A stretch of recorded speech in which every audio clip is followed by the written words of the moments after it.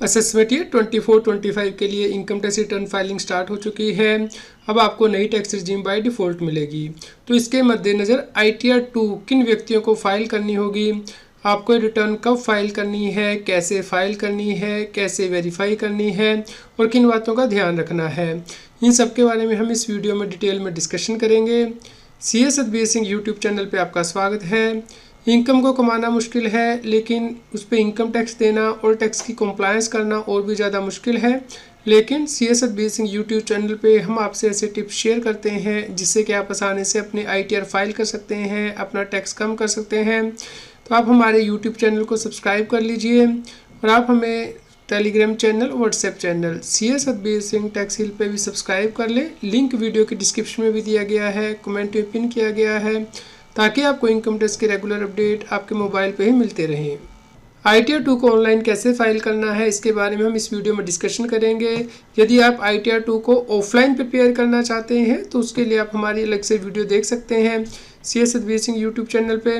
तो यहाँ पे ऑनलाइन फाइल करने के लिए आपको incometax.gov.in वेबसाइट पे लॉगिन करना है, ई फाइल में जाना है, इनकम टैक्स रिटर्न में जाना है, यहाँ पे फाइल इनकम टैक्स रिटर्न पे क्लिक करना है। उसके बाद आप यहाँ पे असेसमेंट ईयर चूज़ करते हैं, असेसमेंट ईयर 24-25। यहाँ पे आप ऑनलाइन प्रिपेयर करके फाइल करेंगे। यदि आपने ऑफलाइन यूटिलिटी से बनाई है ITR JSON फाइल या एक्सेल यूटिलिटी के द्वारा, तो उस केस में आप यहाँ ऑफलाइन चूज़ करके JSON फाइल को यहाँ अपलोड करेंगे। लेकिन हम ऑनलाइन ही प्रिपेयर करके फाइल कर रहे हैं, तो यहाँ कंटिन्यू करना है। तो यहाँ पे हम ITR 2 फाइल करना चाहते हैं, तो स्टार्ट न्यू फाइलिंग पे क्लिक करना है। यहाँ पे आप इंडिविजुअल है, हिंदू अनडिवाइडेड फैमिली, अदर है, तो आप इंडिविजुअल है तो कंटिन्यू बटन प्रेस करेंगे। उसके बाद यहाँ पे आप ITR 2 चूज़ करेंगे। तो ITR 2 कोई भी इंडिविजुअल है, हिंदू अनडिवाइडेड फैमिली फाइल कर सकती है जिसकी के बिजनेस एंड प्रोफेशन से कोई इनकम नहीं है।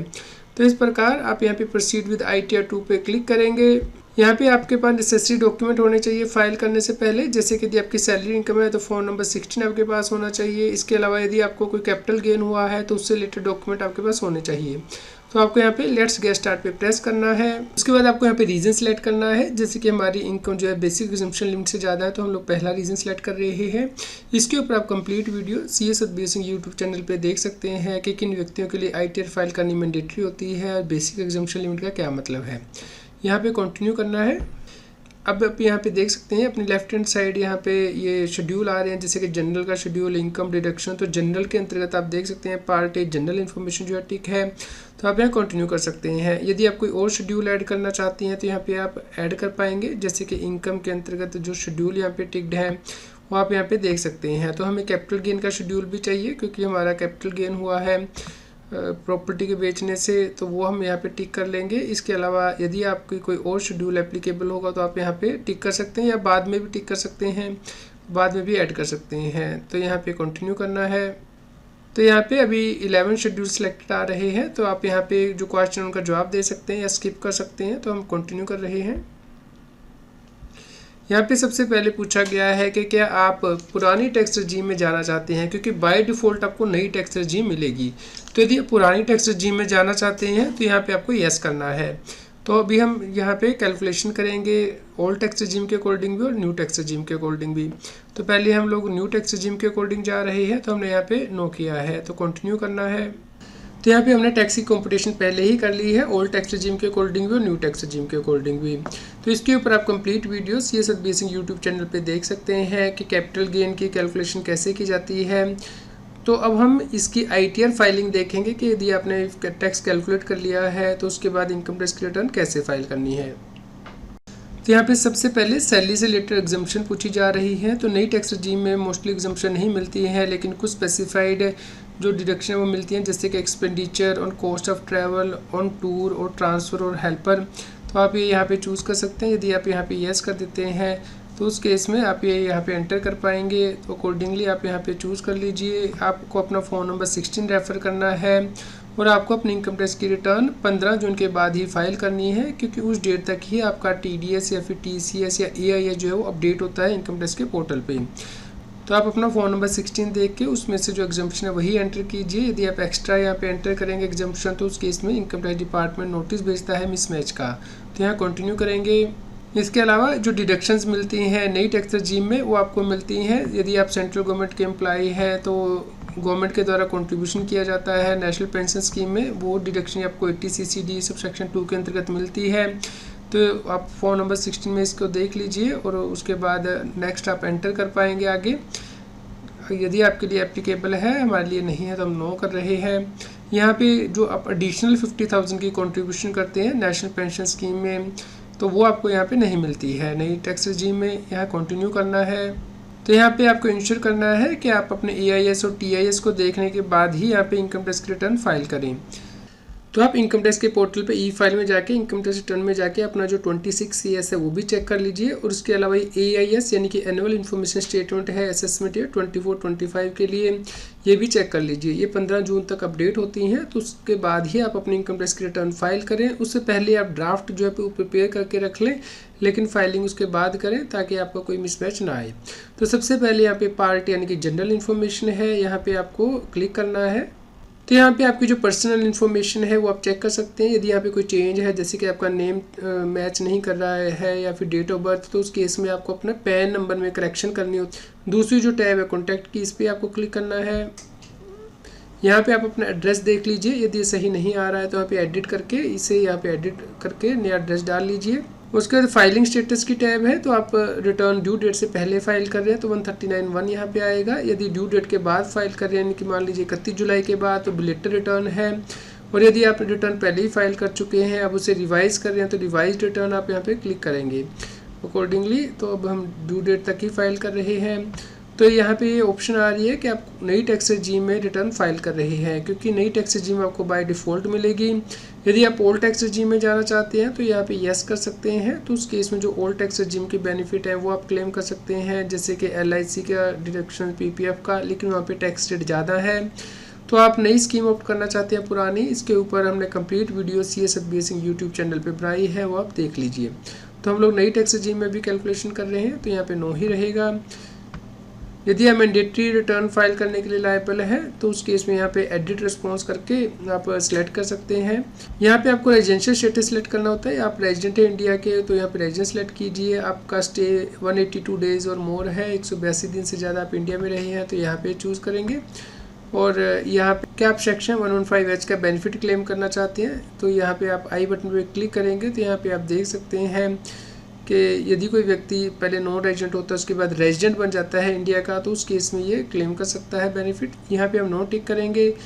ये पोर्टुगीज सिविल कोड हमारे लिए एप्लीकेबल नहीं है, नो है। वेदर यू आर FPI, तो हम FPI नहीं है, हम नो टिक करेंगे। यहाँ पे फ़ोन पोर्टफोलियो इन्वेस्टर, यहाँ पे आप रिप्रेजेंटेटिव SSC नहीं है, किसी और के लिए रिटर्न नहीं फाइल कर रहे हैं, तो नो रहेगा। डिटेल ऑफ डायरेक्टर, यदि आप डायरेक्टर हैं तो यहाँ यस चूज़ करेंगे, अदरवाइज नो चूज़ करेंगे। यहाँ पे यदि आपके पास अनलिस्टेड इक्विटी शेयर है तो आपको बताने होते हैं, हमारे पास नहीं है तो हम नो चूज़ कर रहे हैं। उसके बाद बैंक डिटेल, ये आपको फीड करनी है। तो यहाँ पे जो बैंक आपके हैं वो ऑलरेडी प्री वैलिडेट हो रखे हैं, तो ऑटोमेटिकली आ जाएंगे। यदि आपका कोई और बैंक ऐड हुआ है वो आपको यहाँ पे ऐड करना है। आपको ध्यान रखना है कि अब ये मैंडेटरी है कि आपके पास जितने भी बैंक अकाउंट है वो आपको डिक्लेयर करने होते हैं इनकम टैक्स रिटर्न में, डोरमेंट अकाउंट को छोड़ के। तो यहाँ पे ऐड अनदर करके आप बैंक का अकाउंट नंबर डाल लेंगे और IFSC कोड डाल लेंगे, तो यहाँ पे ऐड हो जाएगा। उसके बाद आपको कंफर्म करना है।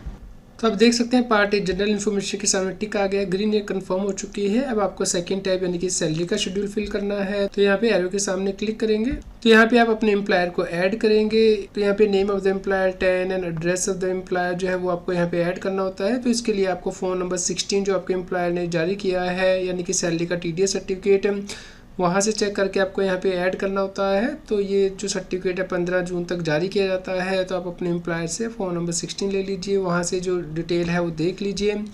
और यहाँ पे नेचर ऑफ सैलरी जो है वो आप चूज़ करेंगे, जैसे कि बेसिक सैलरी टू एक्स्ट्रा, और अकॉर्डिंगली वहाँ से जो डिटेल है फ़ोन नंबर 16 से वो यहाँ पे आप देख के यहाँ पे एंटर कर लीजिए। तो हमने यहाँ पे अपनी बेसिक सैलरी एंटर कर दी है। यदि आपके कोई परक्विजिट्स हैं तो वो आप अपने फ़ोन नंबर 16 से चेक करके यहाँ पे एंटर करेंगे, जैसे कि अकोमोडेशन प्रोवाइड की आपके एम्प्लॉयर ने, car and other services extra provide की हैं तो उनकी वैल्यू यहाँ पे ऐड करनी होती है। Profit in lieu of salary, ये भी आप फ़ोन नंबर 16 से देख के यहाँ पे एंटर कर लीजिए। और ये जो रिटायरमेंट बेनिफिट एक्स्ट्रा है ये हमारे लिए एप्लीकेबल नहीं है, तो ये तो जो स्पेशल पर्सन होते हैं उनके लिए ही एप्लीकेबल होते हैं, तो यहाँ पे आप ऐड करेंगे। आप यहाँ पे देख सकते हैं जो आपने सैलरी ऐड की है या जो अदर डिटेल ऐड की है यहाँ पे आ जाएगी। अब नई टैक्स रजीम में आपको स्टैंडर्ड डिडक्शन मिलती है 50,000 रुपये की बाय डिफ़ॉल्ट। तो भले ही आप सैलरी इनकम अर्न करते हैं या पेंशनर हैं तो ये आपको मिलेगी बाय डिफ़ॉल्ट। तो इस प्रकार नेट सैलरी आ जाएगी, यहाँ पे कंफर्म करना है। अब अगला जो शेड्यूल आपको फिल करना है वो है शेड्यूल कैपिटल गेन्स। तो यहाँ पे इस एरो पे आपको प्रेस करना है। तो यहाँ पे हम लैंड एंड बिल्डिंग हमने सेल किया जिसपे कि हमारा लॉन्ग टर्म कैपिटल गेन हुआ था, तो हमें इसे सिलेक्ट करना है। यदि आपका कोई और एसेट है जैसे कि इक्विटी शेयर्स हैं, लिस्टेड इक्विटी शेयर्स, तो आप अकॉर्डिंगली यहाँ पे सिलेक्ट कर सकते हैं। हम यहाँ पे कंटिन्यू करेंगे। तो अब यहाँ पे लैंड और बिल्डिंग और बोथ यहाँ पे ये जो एरो दिया गया है इस पे आप प्रेस करेंगे। तो यहाँ पे प्रेस करेंगे, यहाँ पे आप देख सकते हैं कि ऐड डिटेल का बटन दिया गया है। यहाँ पे आपको date of purchase of asset और डेट ऑफ सेल डालनी है ताकि लॉन्ग टर्म या शॉर्ट टर्म जो कैलकुलेट किया जा सके। तो हम यहाँ पे लेते हैं 1 अप्रैल 2009 हमने जो है एसेट परचेज़ किया है। आप अकॉर्डिंगली यहाँ से ऐसे सिलेक्ट कर सकते हैं डेट को, और यहाँ पे आप डेट ऑफ सेल जो है सिलेक्ट करेंगे। हम आते हैं कि हमने 1 मार्च को जो है सेल किया 2024 को, यहाँ पे कैलकुलेट करना है आपको। यदि आपका एसेट 31 मार्च 2001 से पहले एक्वायर किया हुआ है तो आपको यहाँ पे 1 अप्रैल 2001 ही डेट जो है वो सिलेक्ट करनी है। डेट ऑफ एक्विजिशन यहाँ पे कैलकुलेट करेंगे तो यहाँ पे आपको ऐड करना है। यहाँ पे अब आपको फुल वैल्यू ऑफ कंसिडरेशन डालना है प्रॉपर्टी का। मान लीजिए हमारे केस में 49,50,000 था। उसके बाद आपको स्टैम्प ड्यूटी वैल्यू डालनी है प्रॉपर्टी की। तो अकॉर्डिंगली यहाँ पे हम लोग स्टैम्प ड्यूटी वैल्यू डालते हैं। यदि आपका sale consideration stamp duty value का 1.10 टाइम से ज़्यादा नहीं है तो यहाँ पे सेल वैल्यू आ जाएगी, sale consideration, otherwise stamp duty value ली जाएगी कैपिटल गेन कैलकुलेट करने के लिए।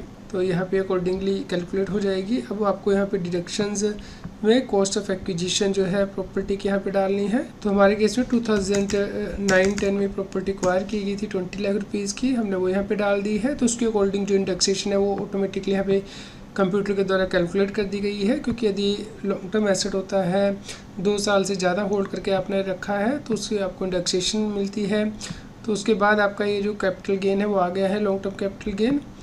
और यहाँ पे आपको जो नेम ऑफ द बायर है वो डालना है, PAN number of the buyer जो है वो एंटर करना है, परसेंटेज शेयर अमाउंट जो है वो एंटर करना है। तो आप यहाँ पे देख सकते हैं एड्रेस ऑफ द प्रॉपर्टी और ये कहाँ पे सिचुएटेड है वो ऐड करना है। ये मैंडेटरी होता है प्रॉपर्टी के केस में। उसके जब डिटेल आप ऐड कर देंगे तो इस प्रकार से स्क्रीन आपके सामने आ जाएगी। अब आपको नीचे जाके ये जो इन्फॉर्मेशन है about accrual and receipt of capital gain ये फिल करनी होती है। तो ये बताना होता है कि जो कैपिटल गेन है आपको किस क्वार्टर में हुआ है, यानी किस डेट वाइज हुआ है।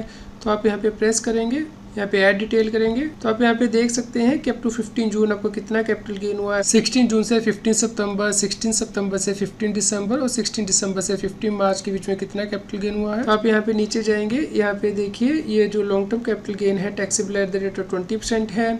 ये आपको ब्राउट फॉर लॉ जो है वहाँ के पॉइंट नंबर 3 क्लोज नंबर 8 वहाँ पे भी आएगा। तो आपको वहाँ से अमाउंट एंटर करना होता है। तो जैसे कि हम अभी डिस्कस भी करेंगे, तो मैं अभी यहाँ पे आपको शो करने के लिए ये वैल्यू यहाँ पे डाल देता हूँ। तो हमने मार्च के मंथ में सेल किया था इसलिए यहाँ पे ये वैल्यू हमारी आ जाएगी। यहाँ पे हम ऐड करेंगे। उसके बाद आप यहाँ पे देख सकते हैं शेड्यूल कैपिटल गेन कन्फर्म हो चुका है। यहाँ पे आपको शेड्यूल BFLA यानी कि brought for losses to be carry forward इसे ओपन करना है। यहाँ पे आप देखेंगे तो यहाँ पे देखिए ये जो कैपिटल गेन है वो आपके यहाँ पे आ जाएंगे, और यदि ब्राउट फॉर लॉस होगा तो वहाँ पे सेट ऑफ आपको यहाँ पे दिखाई देगा। तो ये जो लॉन्ग टर्म कैपिटल गेन है पॉइंट नंबर 8 के अंतर्गत, तो यहाँ पे आपको इसका जो बाइफिकेशन वहाँ पे देना था जैसे कि हमने अभी डिस्कस किया है। तो यहाँ पे जाके आप कंप्यूटर सेट ऑफ पे कैलकुलेट करेंगे, और यदि आपका लॉस होगा तो वो सेट ऑफ आपको करना है। तो इस प्रकार आपका BFLA का शेड्यूल भी कन्फर्म हो गया है। यहाँ पे यदि आपका करंट ईयर का कोई लॉस आपको सेट ऑफ करना है तो यहाँ पे CYLA जो शेड्यूल है वो आपको एंटर करना होता है। तो हमारे केस में तो एप्लीकेबल नहीं है। अब हम अपनी अगली इनकम ऐड करेंगे यानी कि इनकम फ्रॉम अदर सोर्सेज। तो ये जो शेड्यूल है OS यहाँ पे आपको प्रेस करना है। तो यहाँ पे जो सबसे पहली टैब है gross income chargeable to tax and normal applicable rate, यहाँ पे आप ऐड डिटेल भी प्रेस करेंगे। यहाँ पे आप नेचर ऑफ इनकम ऐड करेंगे, जैसे कि हमारे केस में इंटरेस्ट इनकम है, सेविंग बैंक से इंटरेस्ट इनकम है हमें 8,000 रुपीज़, तो हम यहाँ पे एंटर कर देंगे। यदि आपकी कोई और इनकम है जैसे कि FD से income, interest on income tax refund या कोई और इनकम, तो आप यहाँ पे एंटर करेंगे और उसके बाद ऐड करेंगे। तो इस प्रकार से इनकम यहाँ पे ऐड हो जाएगी। यदि आप बाद में इसे एडिट करना चाहते हैं तो यहाँ पे टिक करेंगे और यहाँ पे एडिट भी कर सकते हैं, डिलीट करना चाहते हैं तो डिलीट भी कर सकते हैं। उसके बाद यदि आपकी कोई डिडक्शंस है तो वो आप यहाँ पे एंटर कर सकते हैं, जो कि इनकम टैक्स एक्ट के सेक्शन 57 के अंतर्गत अलाउड है। और सबसे नीचे जाके आप information about accrual and receipt of income भी यहाँ पे एंटर करेंगे, लेकिन ये सिर्फ स्पेशल केस में ही एंटर करनी होती है, जैसे कि आपकी विनिंग है लॉटरी से या फिर आपकी डिविडेंड इनकम होती है, तो यहाँ पे किस डेट में रिसीव हुई है वो आपको एंटर करनी है ताकि इंटरेस्ट की सही कैलकुलेशन हो सके। तो यहाँ पे जो आप ऊपर एंटर करेंगे यहाँ पे डिविडेंड इनकम, उसका ही नीचे आपको बाइफिकेशन देना है कि वो इनकम आपको किन डेट्स के अकॉर्डिंग एक्रू हुई है ताकि इंटरेस्ट की कैलकुलेशन हो सके। यहाँ पे आपको कंफर्म करना है। तो इस प्रकार ये शेड्यूल हमारा कंफर्म हो चुका है। अब आप यहाँ पे जाएंगे पार्ट बी यानी कि कंप्यूटेशन टोटल इनकम के ऊपर। तो इस प्रकार हमारी सैलरी से इनकम आ गई। यहाँ पे आप व्यू शेड्यूल कर सकते हैं। इसके अलावा कैपिटल गेन की हमारी इनकम आ गई है। यहाँ पे आप शो डिटेल करके देख सकते हैं। इनकम फ्रॉम अदर सोर्सेज, यहाँ पे भी आप शो डिटेल करके देख सकते हैं और यहाँ पे आपकी टोटल इनकम आ जाएगी। अब इस इनकम को आप बाइफरकेट करेंगे, जो कि normal income, special rate income है, ये सॉफ्टवेयर के द्वारा कर दी गई है। यहाँ पे जो कैपिटल गेन होता है उस पर 20% टैक्स लगता है लॉन्ग टर्म कैपिटल गेन पे, और जो नॉर्मल इनकम है उस पर नॉर्मल स्लैब रेट के अकॉर्डिंग जो है वो टैक्स कैलकुलेट किया जाता है। तो यहाँ पे आप कंफर्म करेंगे। उसके बाद यहाँ पे शेड्यूल स्पेशल इनकम ऐसा ही दिया गया है, तो इसे आप ओपन करेंगे क्योंकि हमारा जो लॉन्ग टर्म कैपिटल गेन हुआ है उस पर स्पेशल रेट से टैक्स लगता है यानी कि 20%। तो आप देख सकते हैं जो लॉन्ग टर्म कैपिटल गेन हुआ है उसके ऊपर जो टैक्स है वो यहाँ पे ऑटोमेटिक कैलकुलेट कर दिया गया है इनकम टैक्स के सॉफ्टवेयर के द्वारा। तो आपको नीचे जाना है और यहाँ पे कंफर्म करना है। यहाँ पे यदि आपकी कोई डिडक्शन है तो आप यहाँ पे क्लेम कर सकते हैं, तो यहाँ पे आप प्रेस करेंगे। तो यहाँ पे पार्ट बी के अंतर्गत आप जो डिडक्शन है वो क्लेम कर सकते हैं, लेकिन यहाँ पे आप देख सकते हैं कि आपको जो डिडक्शन है वो नहीं मिलती है, जैसे कि ATC या ATDD एक्स्ट्रा नई टैक्स रजीम आपने ऑप्ट की है। यदि पुरानी टैक्स रजीम ऑप्ट की होगी तो यहाँ पे डिडक्शन जो है वो इनेबल हो जाती हैं। यहाँ पे जो आपको एक ही डिडक्शन है वो है मिलेगी, जैसे कि आप के केस में नेशनल पेंशन स्कीम में सेंट्रल गवर्नमेंट के द्वारा कंट्रीब्यूशन किया गया एम्प्लॉयर के द्वारा, तो वो आप यहाँ पे एंटर कर सकते हैं। या फिर अग्निवीर स्कीम के अंतर्गत कंट्रीब्यूशन करती है गवर्नमेंट, तो वो आपको डिडक्शन मिलती है। तो यहाँ पे आपको ऐड करना होता है और अमाउंट एंटर करना होता है। हमारे केस में नहीं है, इसलिए हम इसे शेड्यूल को यहीं पे कंफर्म कर रहे हैं। यदि आपके द्वारा इक्विटी शेयर सेल किए गए जो कि लॉन्ग टर्म है, तो शेड्यूल 112A जो है फिल करना होता है, तो आप इसे फिल कर सकते हैं। हमारे लिए एप्लीकेबल नहीं है, इसलिए हम इसे छोड़ रहे हैं। अब सबसे लास्ट में आप पार्ट बी यानी कि टैक्स ऑन टोटल इनकम, इस पर क्लिक कर सकते हैं। लेकिन उससे पहले आप यहाँ पे देखिए कि हमारा जो टैक्स पेड का शेड्यूल है वो नहीं आ रहा है, तो आप यहाँ पे ऐड मोर शेड्यूल करेंगे। यहाँ पे आप टैक्स में जाएंगे और यहाँ पे आप जो शेड्यूल है वो ऐड कर सकते हैं, जैसे कि यदि आपका कोई TDS कटा है वो यहाँ पे ऐड करेंगे, आप TCS जो है वो ऐड करेंगे। तो ये शेड्यूल जो है detail of tax payment extra ये आप ऐड कर सकते हैं, क्योंकि यदि आपका टैक्स पेबल आएगा तो उस केस में आपको उन शेड्यूल में एंटर करना होता है। तो आप देख सकते हैं अब TP यानी टैक्स पेड का शेड्यूल आ गया है, तो यहाँ पे आप एंटर कर सकते हैं। तो यदि आपका कोई TDS कटा है तो उसकी डिटेल यहाँ पे आ जाएगी ऐड डिटेल के अंतर्गत। इसी प्रकार TCS की डिटेल आप यहाँ पे इस टैब में एंटर करेंगे। इसके अलावा यदि आपका एडवांस टैक्स आपने पे किया है या सेल्फ असेसमेंट टैक्स, तो वह यहाँ पे ऐड करेंगे। तो यदि आपने अभी तक पे नहीं किया है तो पहले आप उसे पे करेंगे, उसके बाद आपको यहाँ फिर से आके डिटेल एंटर करनी है। आपको टैक्स पेबल के साथ रिटर्न फाइल नहीं करनी है, क्योंकि उसके बाद आपको इनकम टैक्स डिपार्टमेंट से नोटिस आ जाएगा। तो इसलिए आपको पहले टैक्स पे करना है, यहाँ पे एंटर करना है शेड्यूल में, उसके बाद ही आपको आगे प्रोसीड करना है। तो मैं अभी यहाँ पे कंफर्म कर रहा हूँ। तो अब हम टैक्स ऑन टोटल इनकम के शेड्यूल पे जाते हैं, पार्ट बी TTI। तो आप देख सकते हैं यहाँ पे जो टैक्स पेबल है वो टोटल आ गया है। यहाँ पे शो डिटेल करके आप देख सकते हैं कि जो नॉर्मल इनकम पे टैक्स है वो यहाँ पे आ गया है। जो स्पेशल रेट से टैक्स यानी कि लॉन्ग टर्म कैपिटल गेन आपको हुआ है प्रॉपर्टी की सेल करने पे, उस पर तो सेपरेट टैक्स आ गया है। और जो अदर इनकम थी उसके अलावा उसके ऊपर नई टैक्स रजीम के अकॉर्डिंग जो टैक्स है वो कैलकुलेट कर दिया गया है। तो आप इसकी वर्किंग जो है यहाँ पे देख सकते हैं। तो नीचे हेल्थ एंड एजुकेशन सेस 4% आपका ऐड कर दिया गया है। इस प्रकार जो टोटल टैक्स पेबल है वो आ गया है। क्योंकि 10,000 रुपये से ज़्यादा था ये इंटरेस्ट, तो आपको ये एडवांस में पे करना तो नहीं पे किया गया, इसलिए यहाँ पे इंटरेस्ट भी कैलकुलेट कर दिया गया है। क्योंकि आपने एडवांस टैक्स को पे करने में डिफ़ॉल्ट किया है और इंस्टॉलमेंट पे करने में, तो अकॉर्डिंगली तो यदि आपका टैक्स पेबल आ रहा है तो आप अभी से पे कर दीजिए, ताकि और आपका इंटरेस्ट ना बढ़े। भले ही आप रिटर्न जो है वो बाद में फ़ाइल करेंगे, लेकिन यदि आपका TDS आपको पता है कितना है, एडवांस टैक्स हमने पे कर दी, उसको लेस करने के बाद ऑटोमेटिकली आपका टैक्स यहाँ पे कैलकुलेट कर दिया जाएगा। यदि रिफंड होगा तो वो भी यहाँ पे आपको दिखाई देगा। तो यहाँ पे लेटर की भी ऑप्शन आ रही है, यानी कि आप टैक्स पेबल करके रिटर्न फाइल कर सकते हैं, लेकिन इमीडिएटली आपको इनकम टैक्स डिपार्टमेंट से नोटिस आ जाता है कि आप इसे पे कीजिए, और पेनल्टी भी लगा सकता है इनकम टैक्स डिपार्टमेंट यदि आप पे नहीं करते हैं। तो आप अभी यहाँ पे नाउ पे के लिंक पे क्लिक करके इसे पे करना है आपको। तो इस प्रकार आपका असेसमेंट यहाँ पे आ जाएगा और यहाँ पे सेल्फ असेसमेंट टैक्स आ जाएगा। तो आप इसे चेक कर लीजिए, उसके बाद कंटिन्यू करना है। इससे आपको कैसे पे करना है इसके ऊपर मैंने ऑलरेडी वीडियो बनाई हुई है, जो कि आप चैनल CS सर्विसिंग पे रेफर कर सकते हैं। तो इसे पे करने के बाद आपको जो चालान नंबर जनरेट होगा वो आपको एंटर करना है टैक्स पेड के शेड्यूल में, जैसे कि हमने अभी डिस्कस किया था। सेल्फ असेसमेंट टैक्स आपने पे किया है तो advance tax and self assessment tax के शेड्यूल में आएगा टैक्स पेड में। तो सेल्फ असेसमेंट टैक्स की पे करने के बाद आप यहाँ पे टैक्स पेड के शेड्यूल में इसकी एंट्री कर दीजिए। यहाँ पे advance tax and self assessment tax के अंतर्गत यहाँ पे ऐड डिटेल करेंगे। तो यहाँ पे आपको BSR कोड भरना है, डेट ऑफ डिपॉजिट भरना है, चालान का सीरियल नंबर भरना है और अमाउंट भरना है और ऐड करना है। उसके बाद फिर से आप कंप्यूटेशन ऑफ टोटल इनकम यानी कि शेड्यूल TTI पे क्लिक करेंगे।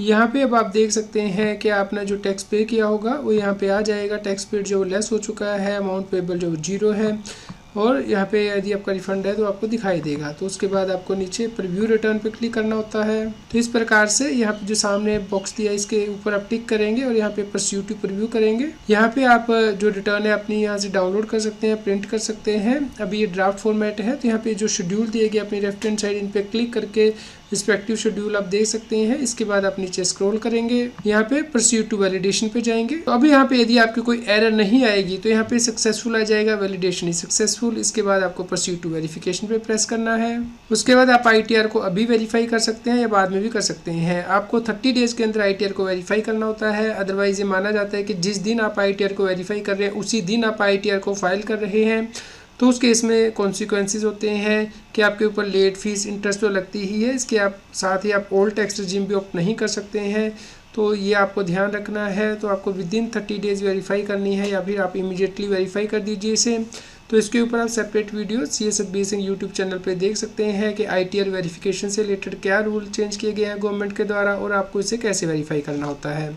तो जब आप ITR को फाइल कर देंगे, ई फाइल में जाके इनकम टैक्स रिटर्न में जाके यहाँ पे व्यू फाइल रिटर्न पे क्लिक करके आप अपने एक्नॉलेजमेंट डाउनलोड कर सकते हैं और रिसीट दे सकते हैं। इसके अलावा यदि आपने E-वेरीफाई नहीं की है तो यहाँ पे नीचे ही E-वेरीफाई रिटर्न का लिंक दिया गया है, यहाँ पे क्लिक करके आप अपनी रिटर्न को वेरीफाई कर सकते हैं ऑनलाइन। यदि आप ऑफलाइन वेरीफाई करना चाहते हैं तो यहाँ पे व्यू फाइल रिटर्न में ही जो रिसीट है वो डाउनलोड करके आपको साइन करके बेंगलोर भेजनी होती है। तो आप इस बात का ध्यान रखें। दोस्तों, जो वीडियो हमने डिस्कस की है वो आप CS सर्विसिंग यूट्यूब चैनल पे प्लेलिस्ट में जाके ITR फाइलिंग असेसमेंट 24-25 में देख सकते हैं। इसके अलावा जो लेटेस्ट वीडियो है वो आप हमारे चैनल पे वीडियो सेक्शन के अंदर देख सकते हैं। यदि आपका कोई क्वेश्चन हो तो आप हमें कमेंट करके ज़रूर बताएं। कृपया लाइक करें और शेयर करें ताकि सभी लोगों तक ये जानकारी पहुंच पाए और वो इनकम टैक्स की कंप्लायंस कर पाएँ। रेगुलर टैक्स अपडेट के लिए इस चैनल को सब्सक्राइब करें। आप हमें टेलीग्राम ऐप CS सर्विसिंग टैक्सिल पे ज्वाइन कर सकते हैं ताकि आप GST और इनकम टैक्स के रेगुलर अपडेट अपने मोबाइल पर ही प्राप्त कर सकें।